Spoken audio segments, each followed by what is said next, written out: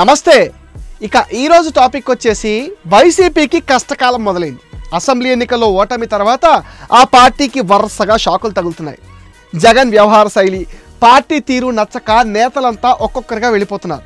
ఇప్పటికే పలువురు మాజీ మంత్రులు, మాజీ ఎమ్మెల్యేలు, 4 ఎమ్మెల్సీలు, 3 రాజ్యసభ సభ్యులు సహా పలువురు కీలక నేతలు వైసీపీకి గుడ్ బై చెప్పేశారు.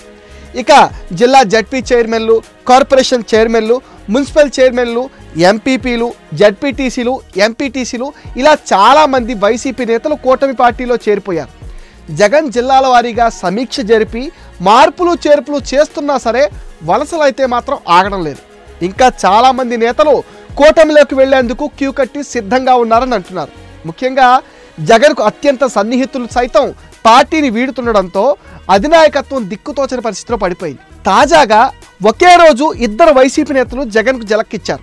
మాజీ మంత్రి అవంతి శ్రీనివాస్ వైసీపీకి రాజీనామా చేసిన కాసేపటికే భీమవరం మాజీ ఎమ్మెల్యే గ్రంథి శ్రీనివాస్ సైతం రిజైన్ చేసి అధిష్టానానికి షాక్ ఇచ్చారు. ఎన్నికల్లో ఓటమి తర్వాత నుంచి సైలెంట్గా వస్తున్న ఆ 2 నేతలు సడన్గా స్ట్రోక్ ఇవ్వడంతో జగన్ శిబిరంలో కలవరం మొదలైంది. పార్టీ సభ్యత్వానికి, పదవులకు 2 శ్రీనివాసులు రాజీనామా చేసేశారు.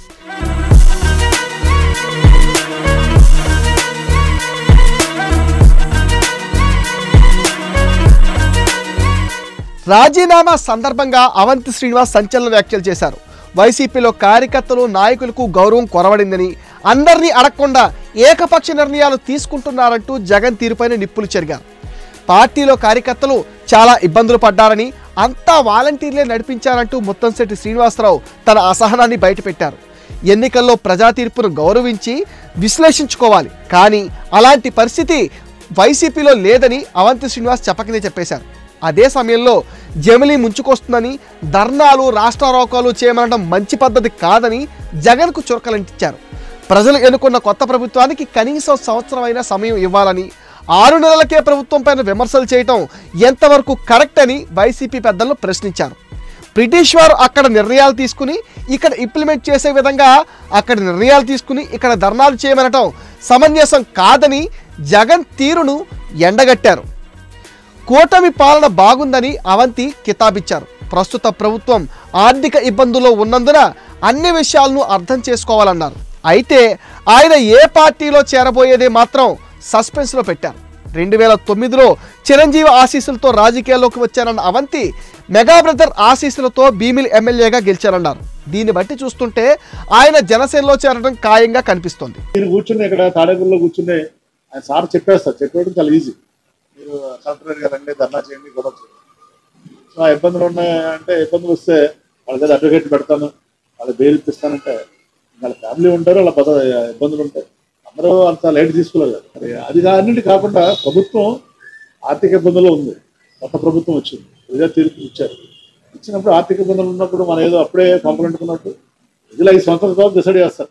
అవంతి శ్రీనివాస్ 2009లో ప్రజారాజ్యం పార్టీలో చేరి భీమిలి నుంచి పోటీ చేసి విజయం సాధించారు. అనంతరం చిరంజీవి తన పార్టీని కాంగ్రెస్లో విలీనం చేశాక ఆ పార్టీలో కొనసాగారు. రాష్ట్ర విభజన తర్వాత మారిన పరిస్థితులతో కాంగ్రెస్ పార్టీకి గుడ్ బై చెప్పి 2014 ఎన్నికలకు ముందు టీడీపీలో చేరారు. 2014 ఎన్నికల్లో అనకాపల్లి నుంచి ఎంపీగా పోటీ చేసి విజయం సాధించారు. అయితే 2019 ఎన్నికలకు ముందు అనూహ్యంగా టీడీపీకి రాజీనామా చేసి అవంతి శ్రీనివాస్ వైసీపీలో చేరి భీమిలి నుంచి పోటీ చేసి టీడీపీ అభ్యర్థి సబ్బం హరిపైన గెలిచారు. ఆ తర్వాత జగన్ క్యాబినెట్లో 2.5 ఏళ్ల పాటు మంత్రిగా పనిచేశారు. అయితే జగన్ తనను క్యాబినెట్ నుంచి తొలగించాక పార్టీ కార్యక్రమాల్లో దూకుడు కూడా తగ్గించారు. 2024 ఎన్నికల్లో మరోసారి వైసీపీ తరపున భీమిలి నుంచి పోటీ చేసిన అవంతి టీడీపీ అభ్యర్థి గంటా శ్రీనివాసరావు చేతిలో ఓడిపోయారు. అప్పటి నుంచి అవంతి పార్టీ కార్యక్రమాలకు దూరంగా ఉంటున్నారు. ఇటీవల జరిగిన ఎమ్మెల్సీ ఎన్నికల్లో తనను కాదని బొత్స సత్యనారాయణ అభ్యర్థిగా ప్రకటన చేయడం పట్ల కూడా అవంతి శ్రీనివాస్ తీవ్ర అసంతృప్తికి గురయ్యారు. అందుకే తాడేపల్లి రాజకీయాలు రుచించక తన దారి తను చూసుకుంటున్నాడని అంటున్నారు. గంటా శ్రీనివాస్, అవంతి ఒకప్పుడు 2 మంచి సన్నిహితులు. 2019లో అవంతి వైసీపీలోకి వెళ్ళినప్పటి నుంచి ఇద్దరి మధ్య దూరం పెరిగింది. ప్రస్తుతం గంటా శ్రీనివాసరావు టీడీపీ ఎమ్మెల్యేగా కొనసాగుతున్నారు. అవంతిని టీడీపీలో చేర్చుకునే పరిస్థితి లేకపోవడంతో ఆయన జనసేనలో చేరతారనే టాక్ అయితే వినిపిస్తుంది. ఇప్పటికే జన సైనికులతో మంత్రాలు కూడా పూర్తయ్యాయని అంటున్నారు. అవంతి శ్రీనివాస్ బలమైన రాజకీయ నాయకుడు. ఆర్థికంగా సామాజిక పరంగా కూడా బలవంతుడు కావడంతో ఆయన చేరికకు ఎవరు పెద్దగా అభ్యంతరం తెలిపే అవకాశం లేదంటున్నారు. అయితే కొంతకాలంగా రాజకీయాలకు దూరంగా ఉంటానని అవంతి చెప్తున్నారు. ఆ కొంతకాలం ఎంత దూరమో అన్నది కానీ జనసేనలో చేరిక మాత్రం పక్కా అని ఆయన సన్నిహితులు చెప్తున్న మాట.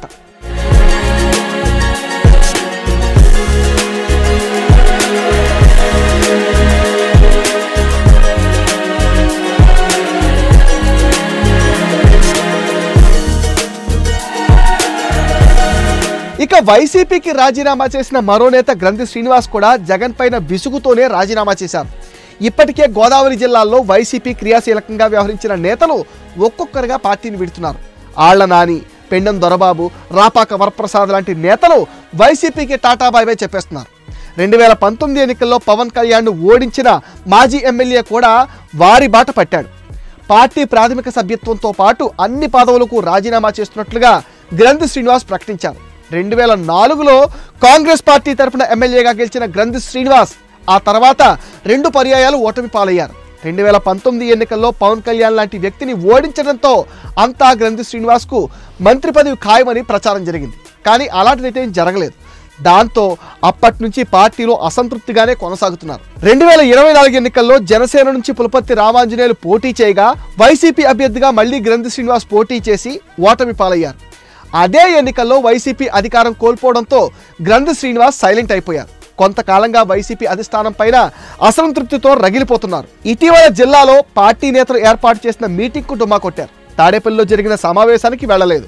గ్రంథి పార్టీ మారనున్నారన్న వార్తలతో వైసీపీ మాజీ మంత్రులైన కారుమూరి నాగేశ్వరరావు, పేరు నాని వెళ్లి మంత్రాలు సాగించారు. అయినా ఫలితం లేకుండా పోయింది. అధికారంలో ఉన్నప్పుడు జగన్ 5 నిమిషాలు కూడా మాట్లాడేందుకు సమయం ఇవ్వలేదని గ్రంథి వారి ముందు ఆగ్రహం వ్యక్తం చేశారట. ఒక దశలో జగన్ ఫోన్లో సంప్రదించేందుకు ప్రయత్నించినా స్పందించలేదట. తాజాగా జిల్లాల్లో వైసీపీ ఖాళీ అయిపోవటం, తాజా రాజకీయ పరిణామాల నేపథ్యంలో వైసీపీకి గుడ్ బై చెప్పేశారు గ్రంథి శ్రీనివాస్.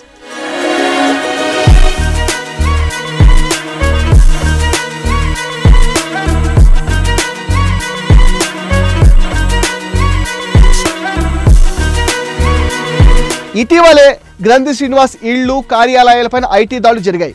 భీమవరం, ఏలూరు, నాగాయలంక, సింగరాయకొండతో పాటు చెన్నైలోని గ్రంథి శ్రీనివాస్ ఇళ్లు, బంధువుల నివాసాల్లో ఆదాయ పన్ను శాఖ అధికారులు సోదాలు నిర్వహించారు. తాను కష్టకాలంలో ఉన్నప్పుడు వైసీపీ అధిష్టానం పట్టించుకోలేదని గ్రంథి శ్రీనివాస్ తీవ్ర అసహనంతో ఉన్నారట. వైసీపీకి రాజీనామా చేసిన ఆయన ప్రస్తుతం ఏ పార్టీలో చేరతారనేది క్లారిటీ ఇవ్వలేదు.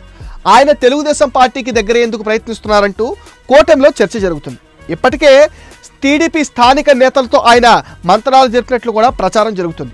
అయితే ఇప్పటికే గ్రంథి శ్రీనివాస్ అనుచరులలో కొంతమంది జనసేన పార్టీలో చేరిపోయారు. వారంతా గ్రంథి శ్రీనివాస్ను జనసేన పార్టీలో చేరాల్సిందిగా ఆహ్వానించినట్లుగా ప్రచారం జరుగుతుంది. కానీ 2019 ఎన్నికల్లో పవన్ను ఓడించిన గ్రంథిని చేర్చుకునేందుకు జన సైనికులు అంతగా ఆసక్తిగా లేరని అంటున్నారు. మరోవైపు గ్రంథి శ్రీనివాస్ బీజేపీలోకి వెళ్తారనే వార్తలు కూడా వస్తున్నాయి. గ్రంథి తన అనుచరులతో సమావేశమై భవిష్యత్ కార్యాచరణ ప్రకటించే అవకాశం కనిపిస్తోంది.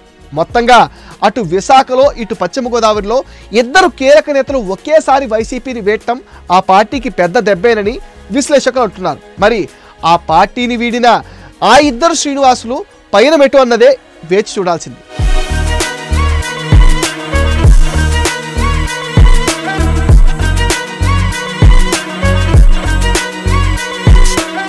ఇది మెటా న్యూస్ అప్డేట్. ఈ వీడియో కనుక మీకు నచ్చినట్లయితే ఈ వీడియోని లైక్ చేయండి, షేర్ చేయండి అండ్ మెటా న్యూస్ని సపోర్ట్ చేయండి, సబ్స్క్రైబ్ చేసేయండి.